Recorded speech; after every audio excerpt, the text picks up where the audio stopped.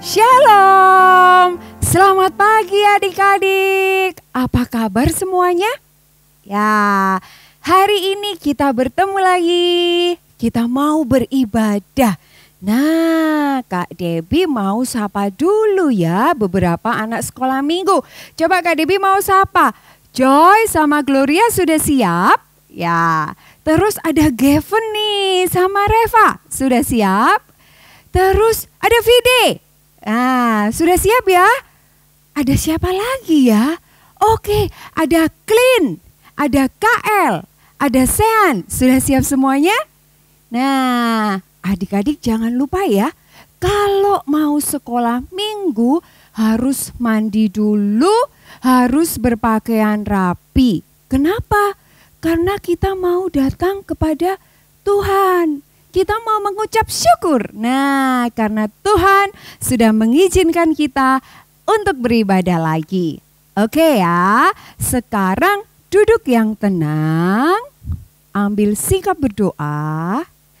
Kita mau berdoa kepada Tuhan. Berdoa secara pribadi dulu ya, berdoa dalam hati dulu supaya Tuhan pimpin setiap kita. Kita mau sungguh-sungguh datang kepada Tuhan.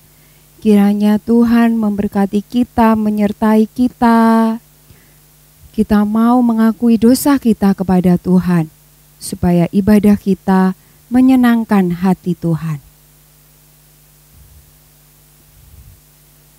Tuhan Yesus, terima kasih kalau pada pagi hari ini Tuhan kembali mengumpulkan kami. Kami sungguh mengucap syukur Tuhan, kasih-Mu begitu besar, penyertaan-Mu begitu sempurna di dalam setiap hidup kami. Kami mau beribadah meskipun tempat kami berbeda-beda, tetapi Tuhan Engkau satukan kami agar kami mau satu memuji dan mendengarkan firman Tuhan. Kiranya dalam ibadah ini hanya nama Tuhan saja yang dipermuliakan. Tuhan pimpin dari awal sampai akhir. Di dalam nama Tuhan Yesus kami berdoa. Amin. Oke adik-adik, nah minggu ini seperti minggu biasanya kita masih belum bertemu ya. Kak Debbie di gereja, adik-adik masih di rumah. Tetapi hati kita tetap satu, kita mau memuji Tuhan. Semuanya Kak Debbie ajak kita bangkit berdiri, kita mau mengucap syukur, kita mau memuji, menyembah Yesus kita. Dia adalah Raja kita ya. Yuk, sambil tepuk tangan ya.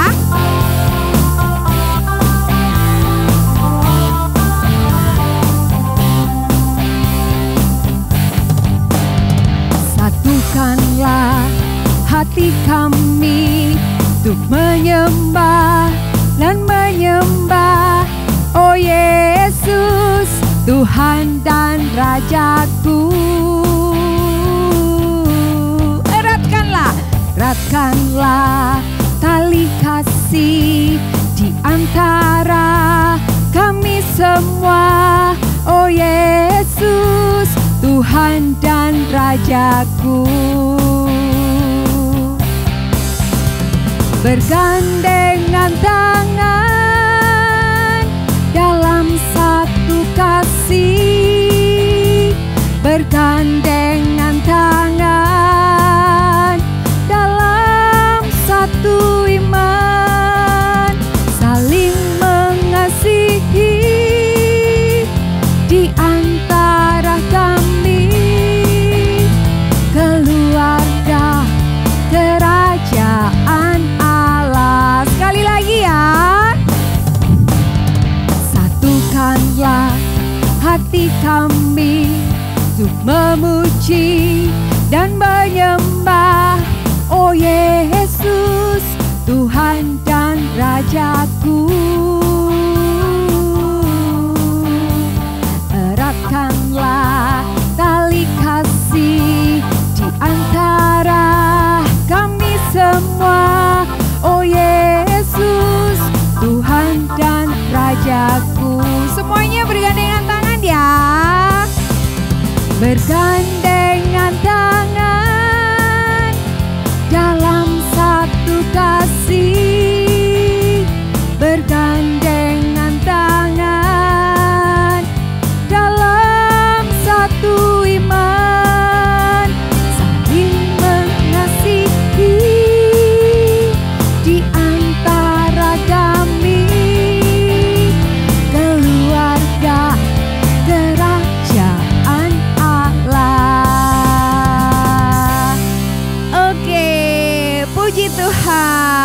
dan kita semua satu kerajaan Allah.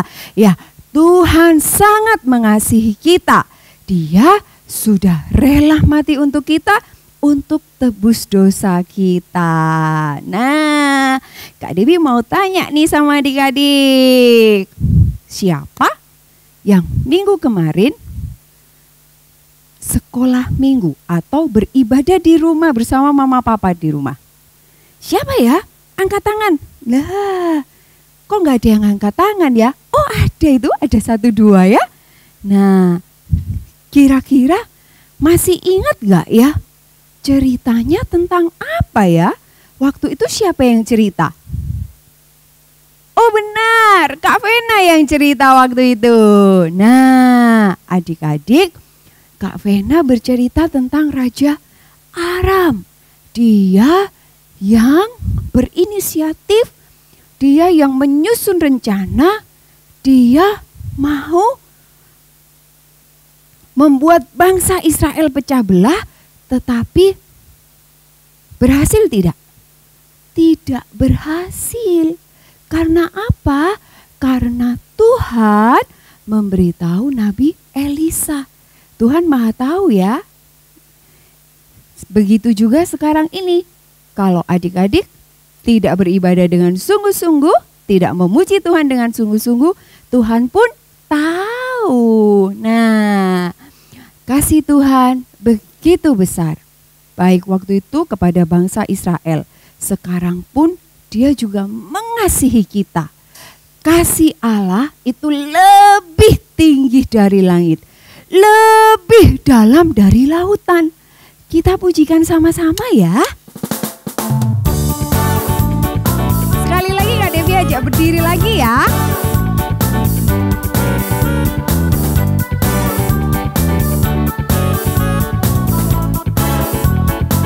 Tirukan Kak Devi ya. Setinggi-tingginya langit, lebih tinggi kasih Yesusku. Sedalam-dalam lautan, lebih dalam kasih Yesusku. Seindah-indah pelangi, lebih indah kasih Yesusku. Kasih Yesus, oh kasih Yesus, mengalahkan segalanya. Kasih Yesus, oh kasih Yesus, mengalahkan segalanya. Sekali lagi ya. Setinggi-tingginya langit, lebih tinggi kasih Yesusku. Sedalamnya kita jongkok. Dalam-dalam lautan, lebih dalam kasih Yesusku. Seindah-indahnya langit, lebih indah kasih Yesusku. Kasih Yesus, mengalahkan segalanya. Kasih Yesus, oh kasih Yesus, mengalahkan segalanya. Sudah capek? Belum ya? Nah, sekarang duduk manis lagi. Kita mau mendengarkan firman Tuhan. Kira-kira firman Tuhan minggu ini tentang apa ya? Dan siapa yang cerita? Nah, kita siapkan hati kita. Yuk. Kita mau mendengarkan firman Tuhan, tapi kita mau memuji Tuhan lagi.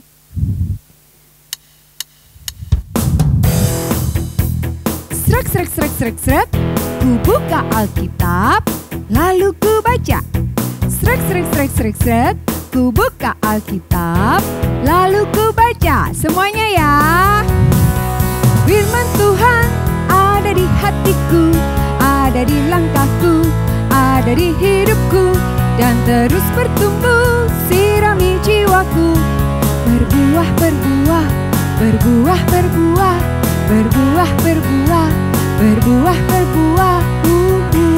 Sekali lagi.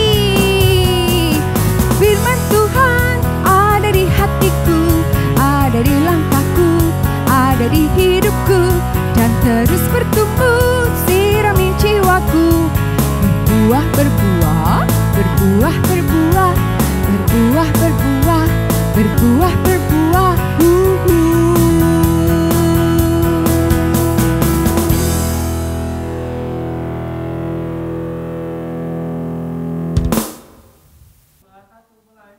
Selamat siang adik-adik. Apa kabar semuanya? Pasti masih sehat.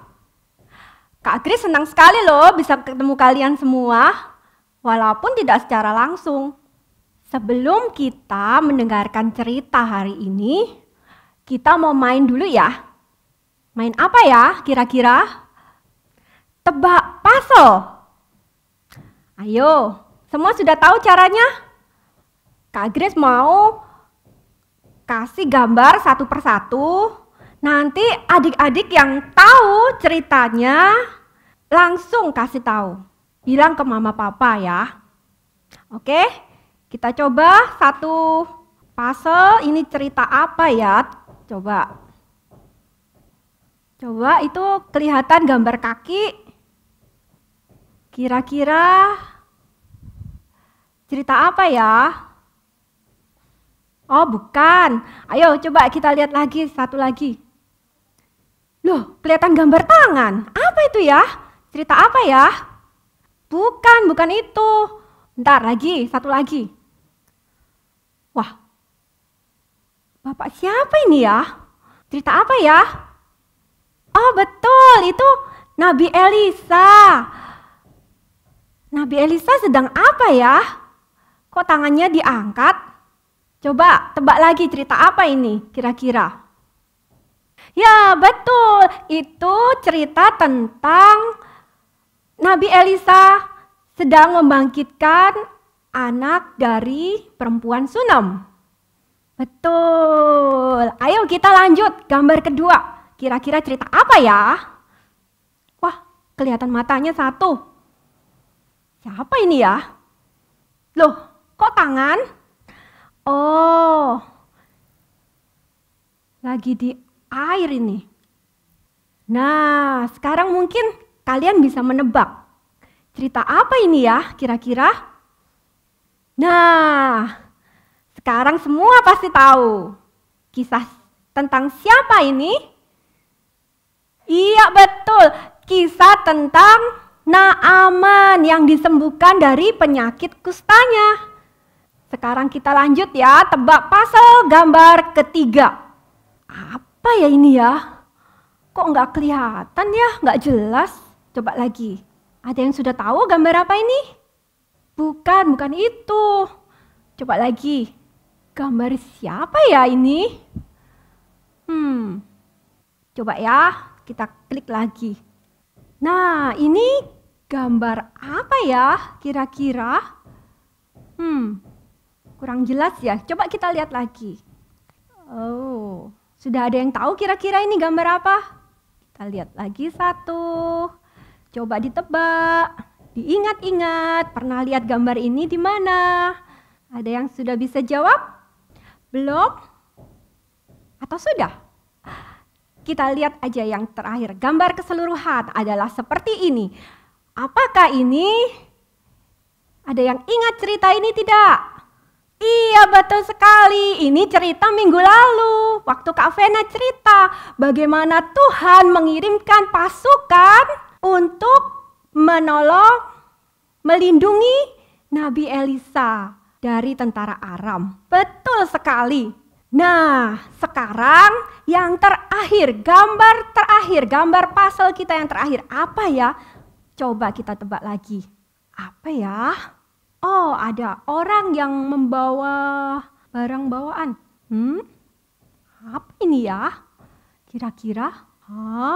Ada yang tahu nggak ya, teman-teman, adik-adik? Pasti belum tahu semua. Karena memang ini belum dibawakan ceritanya sama kakak-kakak sebelumnya. Hari ini Kak Grace mau cerita tentang ini. Mau tahu ceritanya? Kita dengarkan sebentar lagi. Kisah ini diambil dari 2 Raja-Raja pasalnya yang ke-6 ayat 24 sampai pasalnya yang ke-7 ayat ke-20. Sebelum kita mendengarkan cerita, kita berdoa dulu ya, minta pimpinan Tuhan. Yuk, adik-adik tenang semua ya. Sudah, nggak ada yang jalan-jalan lagi, nggak ada yang berdiri-berdiri, nggak ada yang nyemil-nyemil. Semua duduk tenang, kita berdoa. Tuhan Yesus, terima kasih buat kesempatan yang Tuhan beri buat kami untuk mendengarkan firman Tuhan.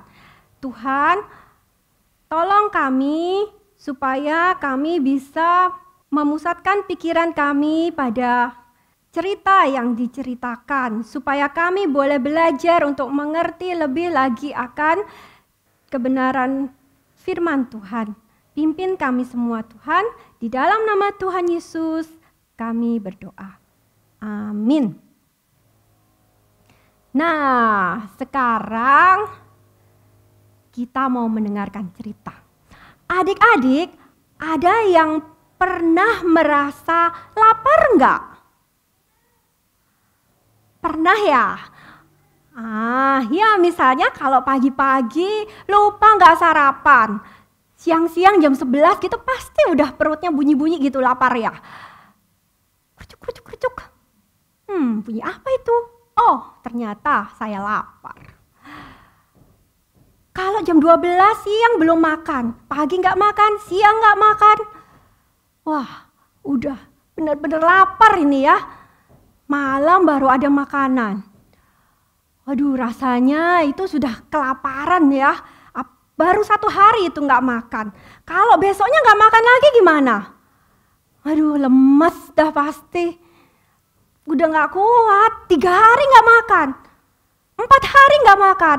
Aduh, pasti udah kurang gizi, rasanya sudah nggak bisa ngapa-ngapain, capek gitu ya. Nggak minum, nggak makan, nggak kuat mau apa-apa. Keadaan ini dialami oleh bangsa Israel pada zaman pemerintahan Raja Yehoram. Mereka semua menderita bencana kelaparan. Menderita kelaparan. Karena apa teman-teman? Karena apa? Karena ini Raja Aram. Ya. Raja Aram memerintahkan tentara Aram untuk berkemah mengepung kerajaan Israel dari segala sisi. Kita lihat di gambar itu, segala sisi kerajaan Israel, di luar tembok Israel semua dipenuhi oleh tentara Aram yang tinggal di tenda-tenda mereka. Jadi orang Israel tidak satupun yang bisa keluar melewati pintu gerbang di kerajaan Israel ini.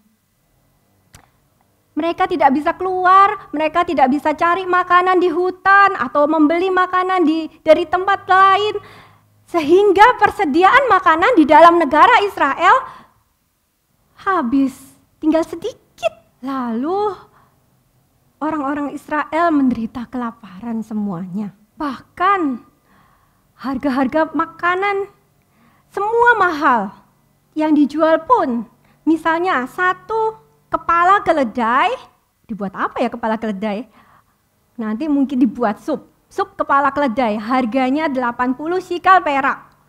80 sikal perak itu kira-kira kalau dirupiahkan seharga 340.000 sekian. Jadi mahal sekali, mahal nggak adik-adik? Mahal ya, 300.000 ke atas itu mahal sekali. Hanya untuk 1 kepala keledai. Dan cuman bisa dibikin sup. Lalu harga 1 cup kotoran merpati, kotoran burung merpati kira-kira 1/4 liter, harganya kalau dirupiahkan 21.000 rupiah kira-kira. Juga mahal. Buat apa sih orang beli kotoran merpati? Buat dimakan gitu? Ya mungkin buat dibikin sayur-sayuran atau apa. Tapi itu sungguh-sungguh mahal. Jadi karena harganya mahal, banyak orang yang tidak bisa membeli makanan dan menderita kelaparan. Itulah kondisi keadaan negara Israel saat ini. Banyak sekali orang yang tidak bisa makan. Suatu hari Raja Yehoram keluar dari istananya karena dia ingin melihat keadaan penduduk Israel saat itu. Raja berjalan-jalan di atas tembok kerajaan Israel. Dan sambil melihat keadaan penduduknya, dia menemukan bahwa hampir sebagian besar penduduk Israel mengalami kelaparan dan menderita. Raja mengatakan, beginilah kiranya Allah menghukum kita. Bahkan lebih daripada itu, Allah akan lebih murka kalau aku tidak membunuh Nabi Tuhan Elisa itu.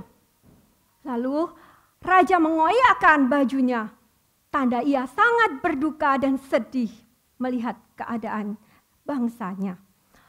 Lalu ia memanggil ajudannya. Ini ajudan raja, utusan raja. Raja mengutus dia untuk pergi menjumpai Nabi Elisa di tempatnya. Utusan raja menjumpai Nabi Elisa di kediamannya. Lalu ia berkata, mewakili raja, sesungguhnya malapetaka itu datangnya semua dari Tuhan. Untuk apa lagi kita berharap kepada Tuhan? Lalu Nabi Elisa berkata, sesungguhnya besok di waktu yang sama seperti hari ini, keadaan di Israel akan berubah 180 derajat. Harga-harga akan menjadi sangat lebih murah. Satu sukat tepung, kira-kira 5 liter tepung yang terbaik di negara ini, harganya hanya akan menjadi sekitar Rp4.000 saja.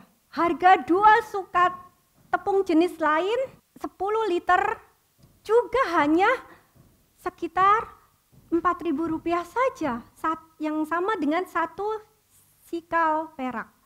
Murah sekali. Lalu ajudan raja berkata, mana mungkin itu terjadi walaupun Tuhan membuka tingkap-tingkap langit. Itu tidak akan terjadi. Mustahil, kata ajudan raja. Lalu ia pergi meninggalkan tempat tinggal Elisa. Adik-adik, betul atau tidak sikap Raja Israel beserta ajudannya itu? Apakah ketika kita mengalami kesulitan, ketika kita menghadapi kesukaran, kita malah menyalahkan Tuhan dan mengatakan bahwa Tuhan yang menyebabkan kesusahan kita? Betul nggak adik-adik seperti itu? Iya, tentunya tidak betul.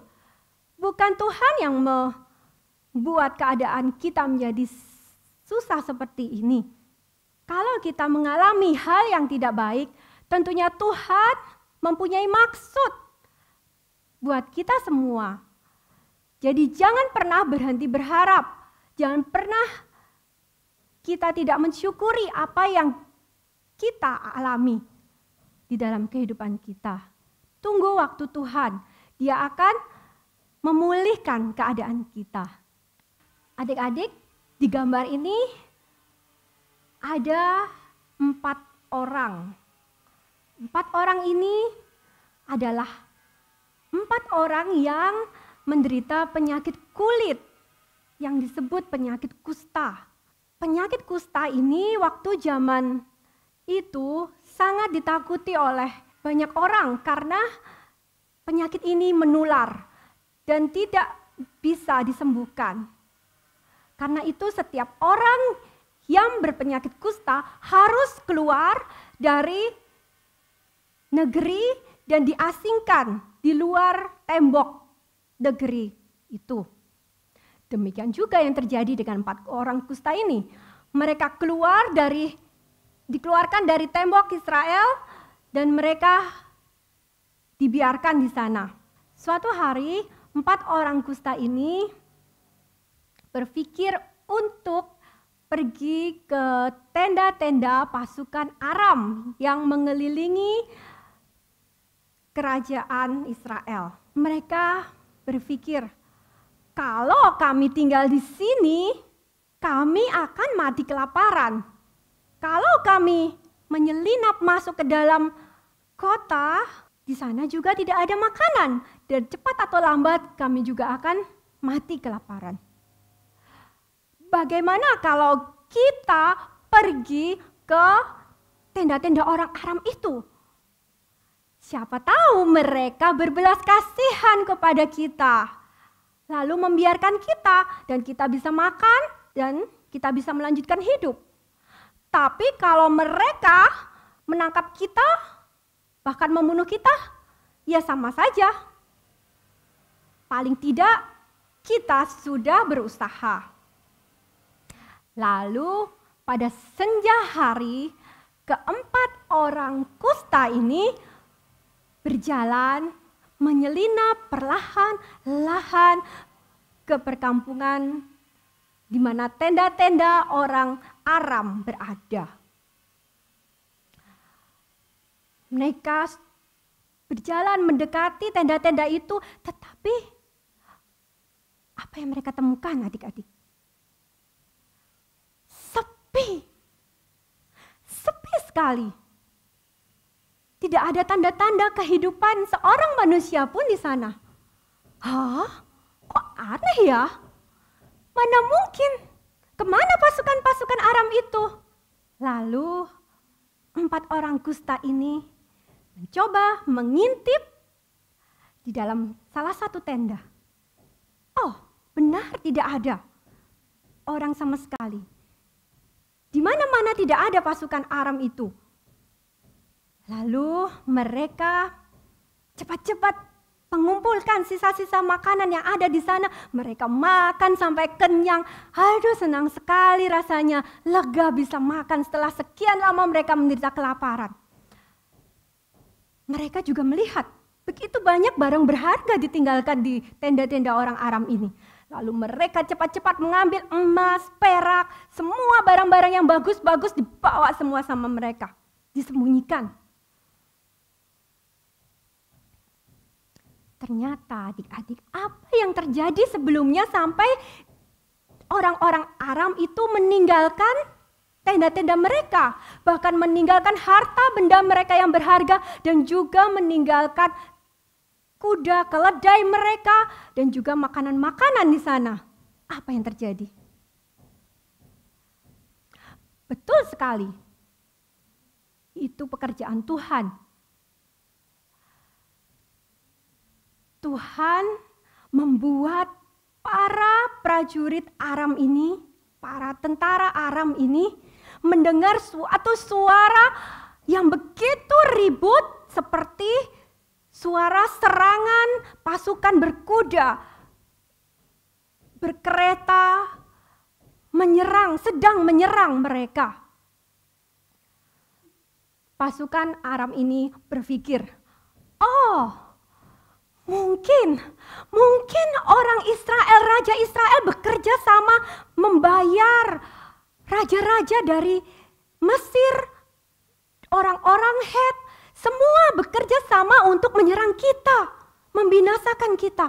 Ayo kita cepat-cepat pergi dari tempat ini, kita menyelamatkan diri kita. Itu yang terjadi adik-adik. Serdadu Aram, tentara Aram semuanya lari tunggang langgang pergi menyelamatkan diri mereka. Meninggalkan tenda-tenda mereka dan seluruh milik mereka di sana. Dan itulah yang didapati oleh 4 orang kusta tersebut. Dan mereka menikmatinya.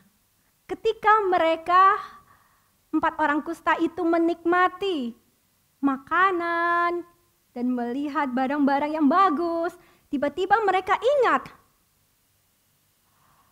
mengapa kita menikmati ini sendiri saja? Mengapa kita tidak memberitahu orang Israel? Kita tidak memberitahu raja. Ini sungguh tidak patut kita lakukan. Kita harus melakukan ini sebelum celaka menimpa kita. Lalu orang-orang kusta ini pergi ke gerbang kerajaan Israel, menjumpai penjaga di sana dan menceritakan apa yang sudah mereka temukan di tenda-tenda orang Aram. Pada waktu itu hari sudah malam sekali. Dan ketika raja mendengar itu, ia keluar tapi dia masih curiga. akan apa yang terjadi.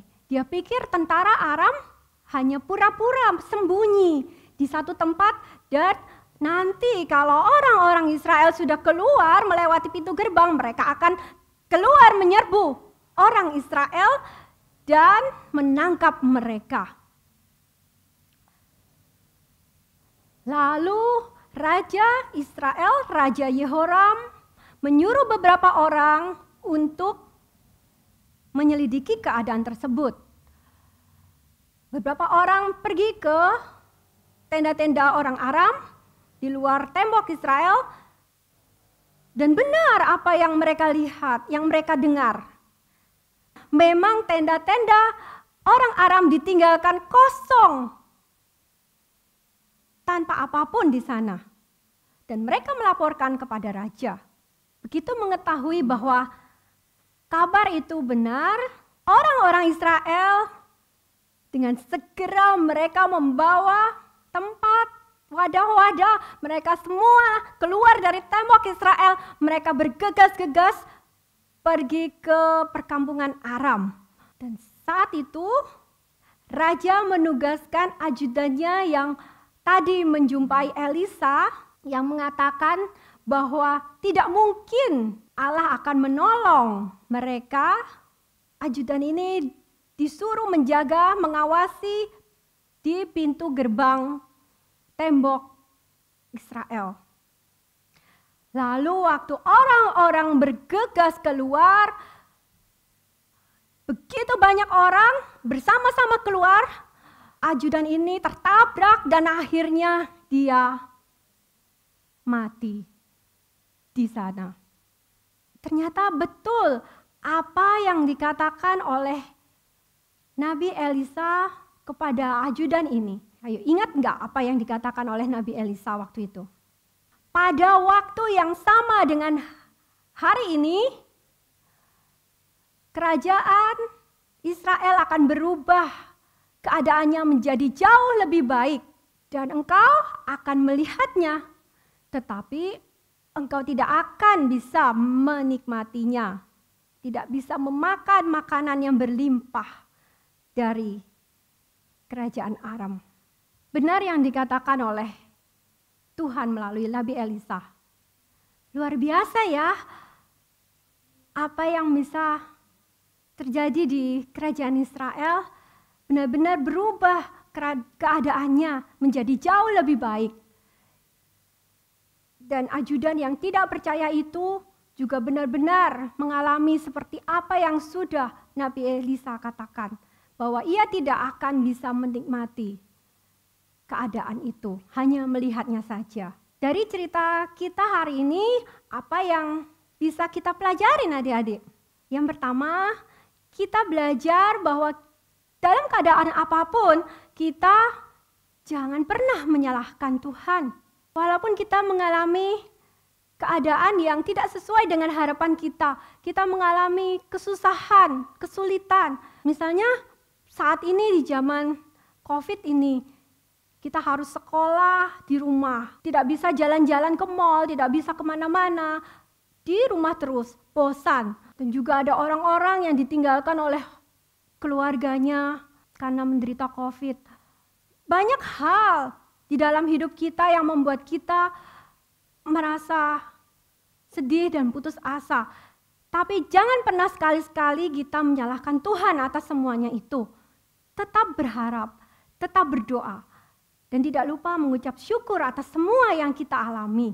Yang kedua, adik-adik, seperti 4 orang kusta itu, ketika mendapatkan atau mendengarkan sesuatu yang baik, jangan disimpan sendiri saja. Kita bagikan kepada orang lain, supaya mereka juga bisa menikmati, seperti kita sudah bisa menikmati. Misalnya, kalau kita tahu kita sudah beroleh keselamatan dari Tuhan, jangan kita simpan sendiri saja. Kita cerita bahwa Tuhan Yesus itu benar-benar Tuhan yang hidup, yang bisa menyelamatkan kita semua, menyelamatkan manusia. Kita cerita ke setiap orang yang kita jumpai. Yang ketiga, adik-adik, perkataan Tuhan itu pasti digenapi. Tuhan tidak pernah bohong. Bagaimana mendengar perkataan Tuhan? Dari firman Tuhan yang kita baca, kita renungkan setiap hari, seperti yang Kak Vena kirimkan tiap hari, renungan, kita baca, kita renungkan perkataan-perkataan Tuhan itu, dan semua janji-janji Tuhan di sana itu ya dan amin. Jangan pernah meragukan perkataan Tuhan. Contohnya kalau Tuhan Yesus bilang, kalau percaya Dia semua orang pasti selamat. Tentunya itu ya dan amin. Pasti terjadi. Kalau di Alkitab ditulis kita harus menghormati ayah dan ibu kita supaya lanjut umurmu di bumi, itu juga pasti terjadi. Kita harus hidup sesuai dengan firman Tuhan supaya kita bisa menyenangkan hati Tuhan. Jadi percaya kepada perkataan Tuhan. Baiklah adik-adik, itu yang bisa kita pelajari hari ini. Kita berdoa bersama ya. Tuhan Yesus, terima kasih karena kami boleh mendengarkan firman-Mu. Biarlah firman-Mu ini boleh kami lakukan di dalam kehidupan kami. Kami boleh sungguh-sungguh berharap kepada Tuhan. Biarlah firman Tuhan ini sungguh-sungguh boleh berakar, berbuah di dalam kehidupan kami. Terima kasih Tuhan Yesus, di dalam nama Tuhan Yesus kami berdoa. Amin. Adik-adik, kita sudah mendengarkan firman Tuhan. Firman Tuhan tadi menginginkan kita apa? Kita di dalam keadaan apapun, kita harus tetap berharap, tetap berdoa, dan tetap bersyukur atas apa yang sudah Tuhan berikan kepada kita. Dan ingat, kita harus terus membaca kitab suci, karena kitab suci itu adalah firman Tuhan yang memberi kekuatan kita di dalam menjalani kehidupan kita. Yuk, sekarang waktunya Kak Debbie memberikan pengumuman. Yeay, sudah lama nih Kak Debbie gak ngasih pengumuman ya. Hari ini Kak Debbie mau ngasih pengumuman, ada beberapa teman-teman kita itu yang berulang tahun. Siapa saja ya? Yang namanya,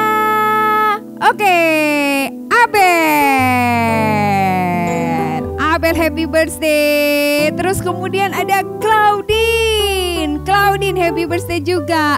Dan ada Gaby. Nah, selamat ulang tahun ya. Tuhan Yesus memberkati kalian semua.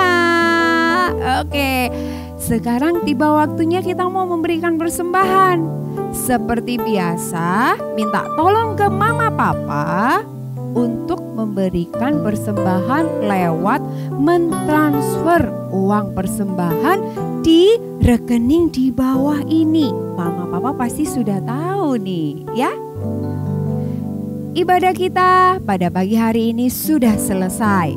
Sekarang kita semuanya bangkit berdiri, kita mau mengucap syukur atas berkat yang sudah Tuhan berikan kepada kita. Yuk kita mengungkapkan terima kasih Tuhan untuk kasih setia-Mu.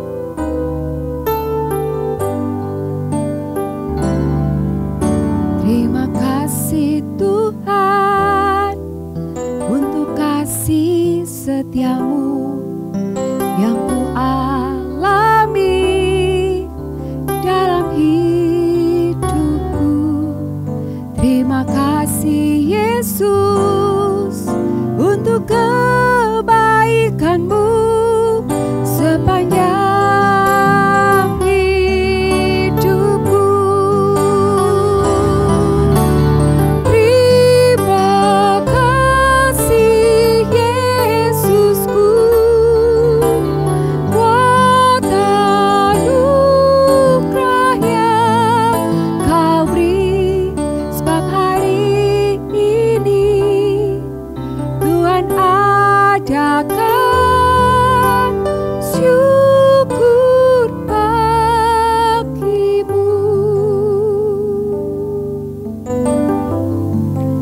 Mari kita satu di dalam doa. Tuhan Yesus, kasih-Mu begitu besar di dalam setiap kehidupan kami. Kami mengucap syukur atas apa yang sudah Tuhan berikan kepada kami. Baik kesehatan, baik kepintaran, baik semua berkat yang sudah Tuhan berikan kepada kami. Terima kasih Tuhan kalau pada pagi hari ini kami boleh beribadah. Tuhan, kami juga berdoa untuk teman-teman kami yang sedang berulang tahun. Abel, Claudine, dan Gaby, kiranya Tuhan memberkati mereka semua. Tuhan, kami juga berdoa di tengah-tengah pandemi ini, kiranya Tuhan memberkati setiap dokter, setiap suster, setiap orang-orang agar mematuhi protokol kesehatan. Kiranya Tuhan memberkati kami semua dan hanya nama Tuhan yang dipermuliakan. Di dalam nama Tuhan Yesus kami berdoa. Amin. Selamat hari Minggu. Tuhan Yesus memberkati. Dadah, sampai jumpa.